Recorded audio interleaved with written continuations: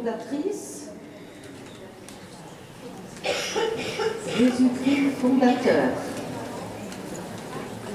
Encore Marie-Eugénie. Il n'y a qu'une pierre qui est Jésus-Christ. C'est sur Jésus-Christ que nous sommes bâtis, que tout est bâti. Et nous pouvons méditer les mots fonder, fondement, fondation, construire, bâtir, rebâtir. Mais qu'est-ce qui stimule tout cela? L'ardeur pour Jésus-Christ et son règne. Marie-Eugénie, jeune, avant même les vœux perpétuels, disait « Mon regard est tout en Jésus-Christ et en l'extension de son règne ». Et avec beaucoup de simplicité, de naïveté peut-être, elle osait dire « Le monde est trop petit pour mon amour ». Si le monde est trop petit, c'est qu'elle a en elle, et Thérèse Emmanuel a aussi en elle, un souffle qu'elle appelle le zèle. Le zèle à la manière du buisson ardent qui fascine Moïse. Le zèle, le feu qui brûle. Marie-Eugénie dit, c'est une pensée de zèle qui est à l'origine de notre vocation. Dans les conseils sur l'éducation, elle écrit, le zèle, pas plus que l'amour divin dont il descend, ne dit jamais c'est assez. Et dans une des caractéristiques de l'Assomption, nous avons relevé tout à l'heure, le règne au-dedans et au-dehors de nous. Comment cela s'est-il exprimé pour Marie-Eugénie? Avant même les premières fondations, avant même les vœux perpétuels, une union de prières missionnaires avec des missionnaires du Saint-Esprit qui se trouvaient près de l'Assomption dans leur 3e lieu, à l'impasse des Vignes, messieurs Weber et Richard, qui partaient missionnaires à Madagascar et en Chine. Union de prière, signée de nos 2 mères. Union de prière pour leur temps et jusqu'à la fin de la congrégation, paraît-il.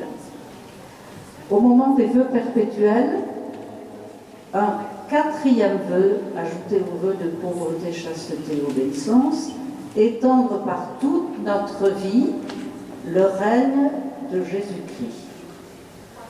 Ce vœu, par la suite, a été supprimé par l'Église, parce que, pour diverses raisons, en réalité, il exprime l'orientation de la congrégation. Donc, faire des vœux à l'intérieur de la congrégation, c'est prendre dans l'orientation de sa vie, étendre partout ce que nous sommes, le règne de Jésus-Christ. Le nom de l'Assomption, Marie assumée, Marie prise par Dieu, saisie par Dieu, laissant rayonner en elle la puissance, la force de la grâce de Dieu. Et cela, nos fondatrices vont essayer de le vivre jusqu'à la fin de leur vie. Dernière étape, il faut résumer.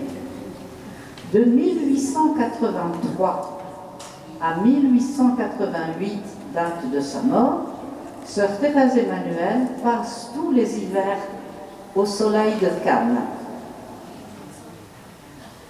En lien avec Marie-Eugénie qui est à Auteuil, elle peut assumer la charge d'un second noviciat de langue anglaise, pour ne pas perdre l'habitude de la formation, et elle vivra de près ou de loin avec Marie-Eugénie des dernières épreuves de leur vie.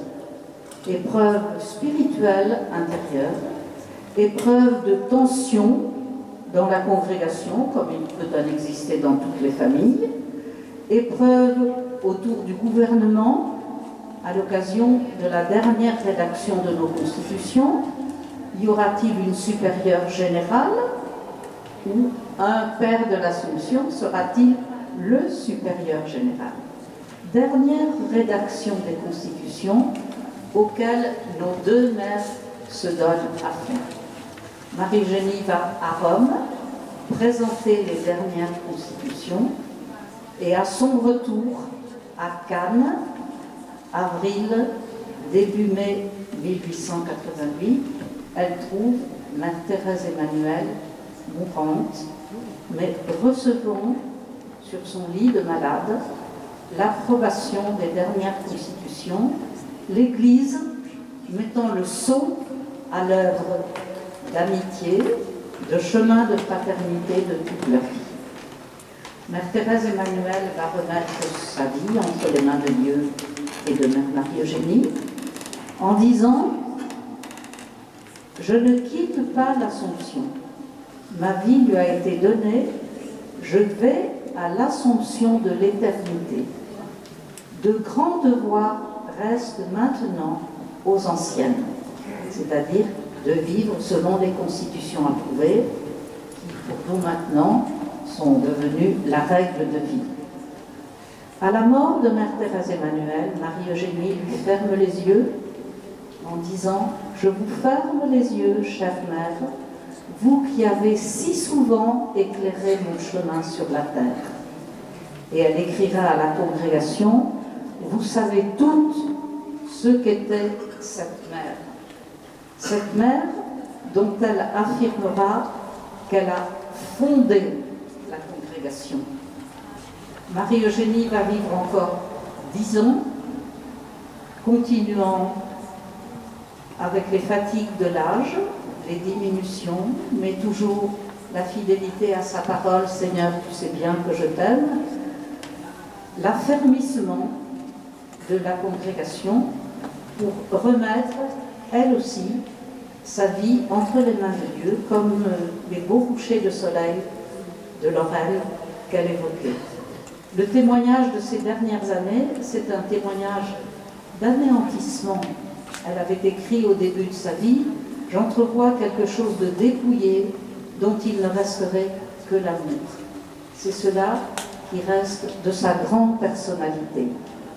La fin de toute épreuve, disait-elle, c'est que Jésus vive en nous.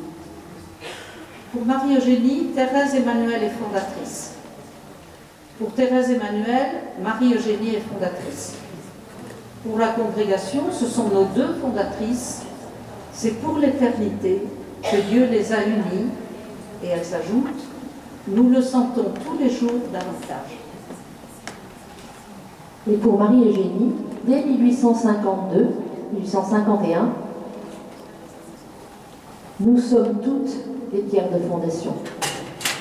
Alors que déjà, elle portait le souci de donner à chacune ce dont la congrégation aurait besoin pour vivre, elle invite chacune à porter la responsabilité de cette œuvre.